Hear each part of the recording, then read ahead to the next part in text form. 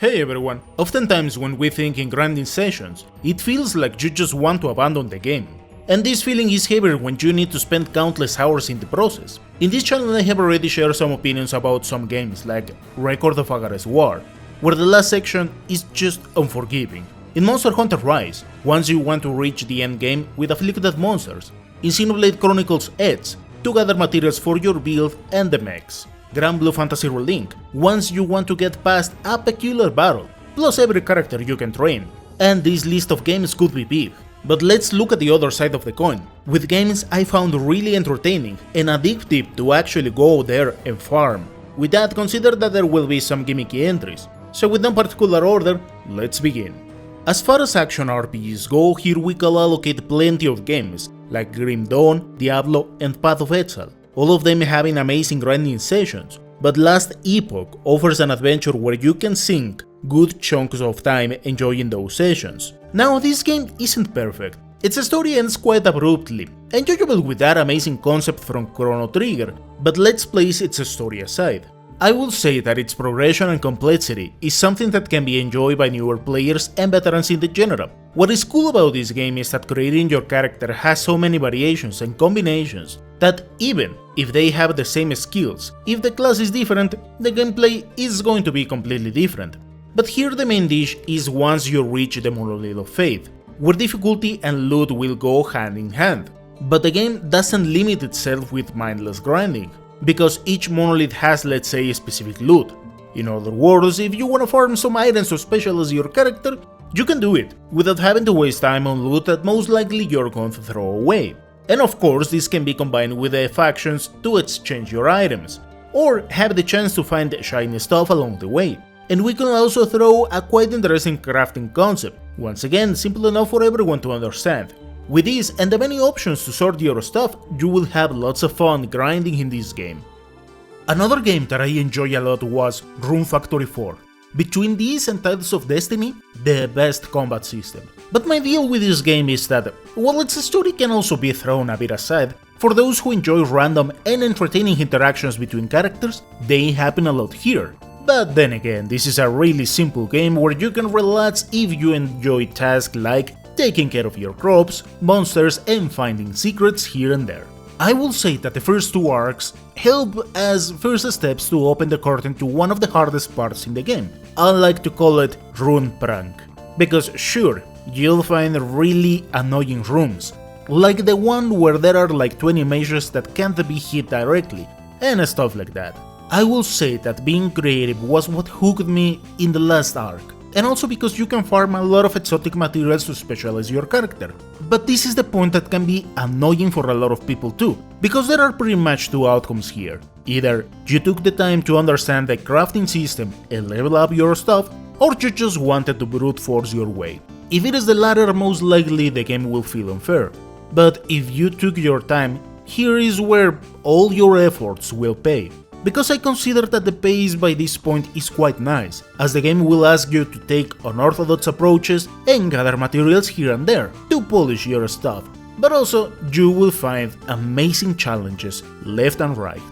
Next, I want to talk about Horizon Zero Dawn or Forbidden West. In these games I found a level of freedom and entertainment that definitely kept me playing for a lot of time. Now these entries are a bit tricky, because there is no real need to grind unless you go from point A, B, C on the story, where you will need something like 30 hours more or less to get done with each game. If that is the case, then yeah, there are a couple of moments where it may be needed to kinda strictly farm, but that is not the point here. What I'm trying to get is that I found these games entertaining, because you can organically farm as you advance, unraveling secrets here and there, while also taking care of specializing what you want to do with your weapons. And that is where I will say that these games shine, because you may find a Thunderjaw in your way, and from there you get some amazing modifications and maybe there's a camp nearby, where you can finish some quest and gather some materials that at the end of the day you know you'll need. And this is where later on I found myself looking for better items left and right, while also learning how to take down different machines in faster ways. Of course, difficulty and skill will play a role here, because you can also make this process quite annoying. if you're using your weapons in the wrong way. In the next entry, for old school players, here you can throw pretty much any Etrian Odyssey. I will say that the RPGs oftentimes have a lot of nice things to farm left and right. However, this is more of an acquired taste between difficulty, gameplay, and fine-tuning your characters as you advance. And the deal is that if you don't like to take some time to understand different mechanics, classes, skills, and multiple details like that, most likely this is not going to be an entertaining farming session. On the other hand, I will say frustrating. But for those who also enjoy this subgenre as I do, Etrian Odyssey has some of the best challenges and classic ideas to make your parties, where you can get some of the best items really early in the game, if you take some time to look back. Sometimes they are really tricky to get, for example, that case where you need to beat the boss while it is paralyzed, or other peculiar conditions. So instead of just pushing forward, from time to time go back and beat once again the bosses you found early in the game. Because in Etrian Odyssey, equipment does much more for you than levels alone. However, if you ask me, hey Alex, when do I start feeling overpowered in this game? Ha, that's the best part of it, you don't. Because each post-content requires you to further specialize your strategies, either retiring or going after the most expensive materials. So places like Lared Hollows feel unforgiving, but rewarding if you understood all the previous points, because you can also choose some things in between. In the next entry, I will say Shin Megami Tensei 5. I haven't played Vengeance, but will eventually get there. With some similarities as Etrian Odyssey, easier in some ends, SMT can be punishing if you don't have a certain diversity in your team. And that is the part I enjoy the most, because that process of recruiting, training, getting some skills and then fusing demons all over the place is something I have a lot of fun with, because you can sink a good chunk of time polishing some fusions and finding all sorts of demons that you can miss if you stick to 3 seeds of them. In a sense, this helps a lot in the long run because you have multiple options at hand, and also because there are plenty of areas and challenges found all over the place. And of course, all of that pays even more when you meet the super bosses, and you have to try but one time to beat them. In general, that is what I enjoy about these games and potential grinding sessions. Then, I would like to talk about Metaphor. Now this entry is what I will say much easier to digest in comparison with the 2 previous games in the list. Truth being told, you can finish this game with minimum farming sessions, but the thing here is that it combines really well the, let's call them, overworld battles, by having the chance to beat enemies without getting into the classic turn-based system, but also help against enemies you cannot beat by simply attacking. And those mechanics work really well once you start to level up different archetypes, because you can keep the adventure quite fresh, and leveling archetypes on its own is quite rewarding, as you get extra stats by mastering them, plus the multiple combinations between skills that at the end of the day do wonders if you want to beat every boss in the game. So it wasn't kept just in mindless farming. However, it is fair to say that for a good chunk of people, the limited time at hand to do activities was frustrating. And yeah, it can be bothersome at times, but there are ways to work around. Final Fantasy Tactics is another must for old school players, and you know it has to be here, because its rich character customization was something to behold back in the day. Yeah, perhaps way punishing if you see your well-crafted ninja being obliterated, while your next unit is being petrified. But traversing those hellish classic ideas were simply amazing. Now, I like that this tradition was kept to a certain extent with Tactics A2, where what I will say, the interesting part of the game comes as subquest, where the best parts of the story come, but word of advice. Here, as I said before, if you can play it on PC, it's better because the speed of the game hasn't aged that well.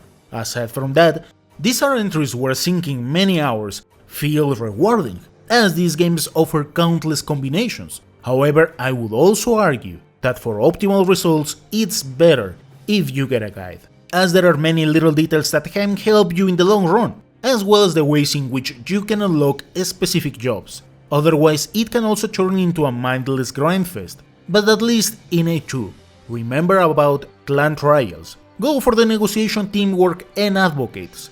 You will need it if you want a smooth experience.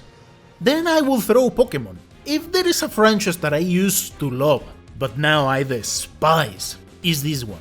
Yeah, some of you know I don't agree with the garbage we received on the Switch. In any case, since the first version until X and Y, I spent good chunks of time training Pokemons. While the process to get good units in early games was a hellish chore, I found it rewarding to get all those little details, to have a Salamence with Hydro Pump, a Tyranitar with Dragon Dance, or Metagross with Ice Punch. And if you get what I am talking about, you know that investing good chunks of time was needed to tackle the post-content that these games offer. Now if you ask me, which one did you enjoy the most?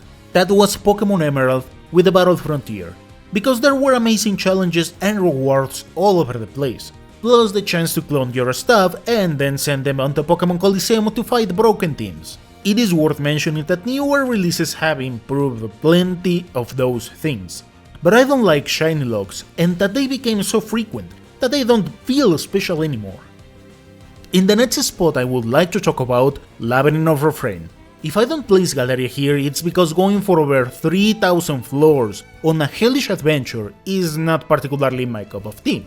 I enjoy the idea, but it can turn into something tedious, due to the nature of RNGesus. Worth mentioning that this game has equipment and level checks in specific points, for example the third boss of the game.